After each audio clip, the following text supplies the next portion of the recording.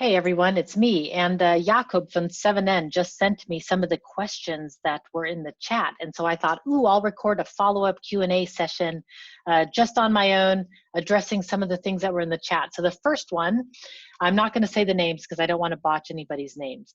But the first one was regarding the team agreement and why not have the exact same rules, just like you would in the in-person environment. So I would say, actually, that's a great point. The team agreement, we should have team agreements in the in-person environment as well, in the office.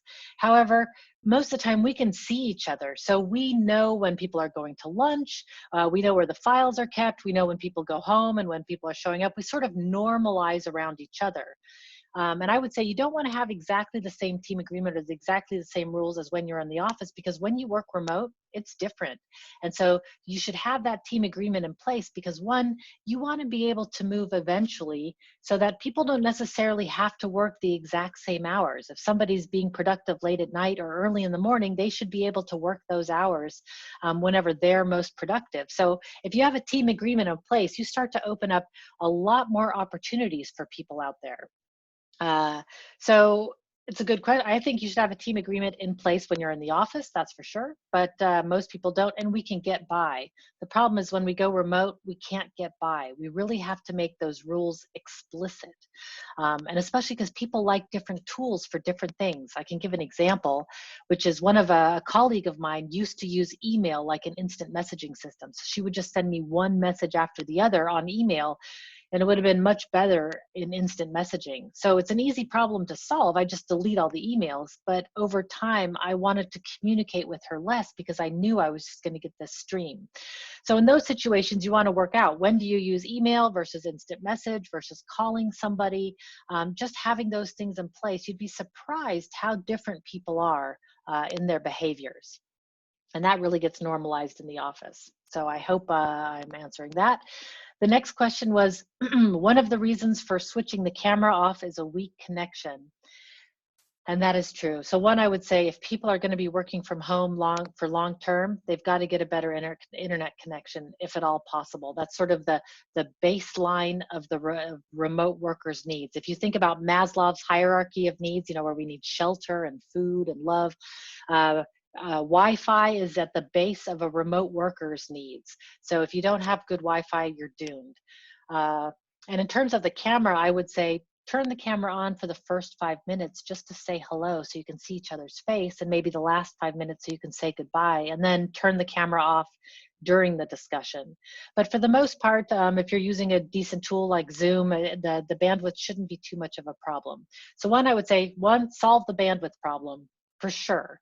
And the next one is turn your camera on at the beginning and at the end. That can help with the bandwidth problem. Okay, excuse me, my allergies. The next one is, do I have the right to request the employee to turn on the camera? So this is it's different. You can always ask to have people turn the cameras on. Most people don't turn it on because they're shy. They want to multitask. That's usually the reason. And some people really don't like seeing themselves on camera, and that's a valid response. However, in most tools, you're able to hide the self view. So you can hide your camera from yourself, but other people can still see you. So that would be an option. So I would just say, yes, you have the right to ask people to turn their cameras on, and they have the right to refuse. Some people will never do it, but I would say be an example to the team. I always have my camera on no matter what, even when people don't have theirs on. So that just sort of, I lead by example. The extroverts in the team will turn their cameras on immediately because they see the value and they like to be social and they like to see people, they need it. And over time, the introverts will slowly see the value and also turn their cameras on. Again, this is part of the team agreement, I would say, is what do you agree on your team? What's most important? And then the last question here was just standard process versus innovation project, remote teams. What barriers and challenges for long-term high efficiency do I find the most important? That is a really good question. Standard process versus innovative barriers and challenges for long-term high efficiency. One is, I would say, of course, the camaraderie and the team building goes down the longer we go on teams. So getting people together in person to reinvigorate them and to remotivate them is good.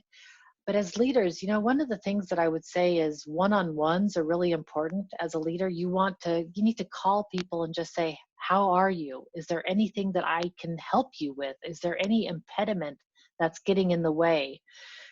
That's a really big question. So barriers and challenges for long-term high efficiency that I find most important.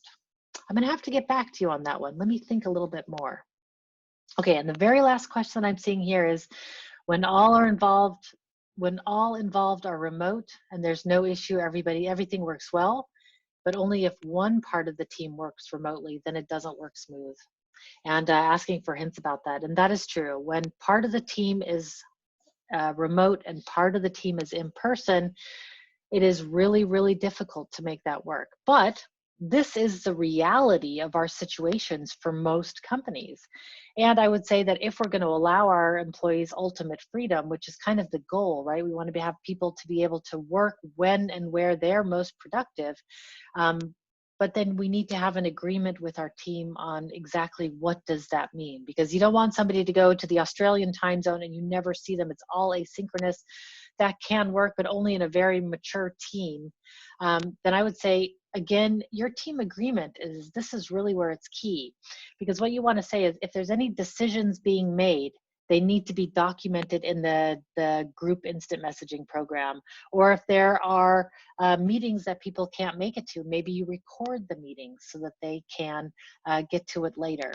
So I would say team agreements in that situation where some people are remote and some people are in person are really important, because the team needs to figure out how are they going to collaborate together, because it's so much easier to talk to somebody in the office than it is remote.